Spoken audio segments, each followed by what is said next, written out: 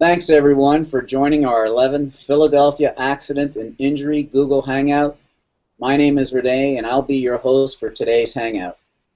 Joining us again is Rand Spear, a highly regarded Philadelphia accident lawyer. Today we're going to talk about slip and fall accidents. Hey Rand, how are you today? Very well, Renee. It's a nice day here in Philadelphia, and I'm glad to sit and speak with you. Well, it's a nice day here in Florida. We're going to talk about slip and fall accidents, Rand. What's the primary, or who is the primary contributor to slip and fall accidents? Is it wet floors, design defects, icy and untreated sidewalks, cracked, broken, or uneven sidewalks, or other dangerous conditions left unattended by property owners? So what's it all about? You know, I think the list you gave is a terrific list. It really mentions a lot of the most important aspects. Up here in the Northeast, the winter times are especially dangerous. Ice, snow, unshoveled sidewalks. That's a very big part of it. But the other part of it is when you're walking down a sidewalk, it could be an uneven sidewalk, a tree, the roots got underneath the sidewalk, and it's unlevel. So there's so many reasons, and that's why it's important when you have any type of fall or injury that you promptly call a lawyer and find out, give them a description of what happened to you, and find out whether or not that's something that you can be compensated for. Oh, good to know. Isn't it true that many victims of slip and fall accidents tend to underestimate the extent of their injuries, as they need to be concerned about who will pay for their medical bills and lost wages? Well, it's true that a lot of people don't want to go to the doctor, especially in this day and age, because of the expense. They don't want to incur unnecessary expense. I find in my practice that so many of the falls they're really serious injuries. They could have a tear in their shoulder, they could have a tear in their knee, they could end up with a fracture. You know, when you fall, it really could create a long-term problem.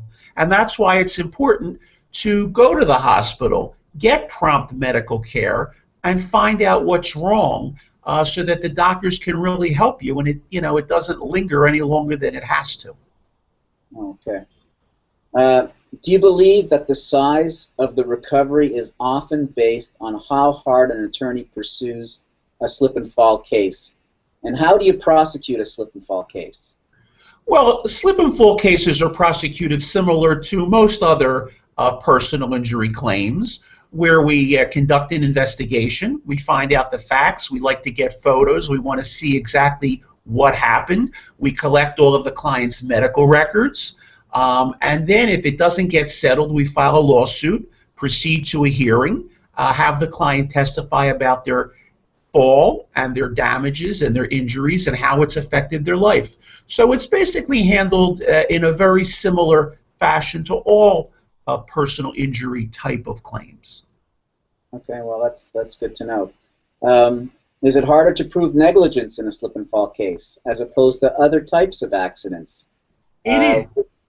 It really is, because, you know, proving the defect and that the defect was the source of the fall is a challenging thing that we need to determine in order to prevail and recover money damages. And that's why it's so important when you've had a slip and fall to take prompt action. Take a photograph. Everyone has their cell phones. Take some pictures with your cell phones or send a family member around to get the pictures. The perseverance of the evidence, preservation of the evidence is so important in slip and fall type accidents. And the other thing is, so many intersections and areas are now videotaped by banks, by retail establishments. So if you promptly contact an attorney, oftentimes they're able to ascertain whether or not there's a camera in the area, which would be very helpful to get, you know, a photograph or a video of you actually falling and sustaining injury. Oh, that would be great. I have a friend who got involved in a slip and fall, and they're not the owner of the building is not often willing to let go of those this kind of footage. Do you use experts to help in your case? And if so, what kind of experts? You know, we look at each case individually. We don't want to generate big bills unnecessarily. But if need be, there are many type of experts that you can retain.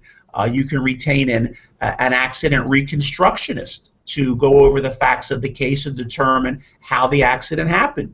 In some instances, we work with engineers.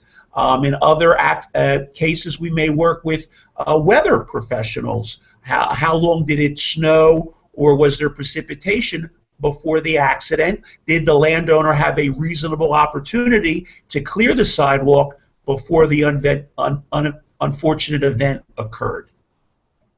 Who is typically the responsible party that can be sued for damages? Property owner, property manager? Could it be the city in some cases? Who do you usually? Well, as your list indicates, it's all of the above. It could be the owner. It could be a tenant, you know, who's leasing the property. They could be responsible. It could be the city. It could be a township. It could be the Commonwealth or the state. So there are notice requirements, time deadlines to give notice. And that's another reason why you should promptly contact an attorney after a slip and fall accident to get some legal advice. Well, it's always good to hear from you, Rand. We're always getting some great information, you know, for accident victims to take away with them. If you have a case in Pennsylvania or New Jersey related to any accident or injury, please call Rand Spear, the accident lawyer, at 888-373-4LAW. That's 888-373-4LAW. Or you can visit the firm at www.randspear.com. Rand, again, it's a pleasure. Thank you, Renee. Good to hear from you. Yes, and I want to thank everyone else that participated, and I invite the audience to come back and hang out next time when we'll be discussing a new and important topic. That's all for now, and goodbye, everyone.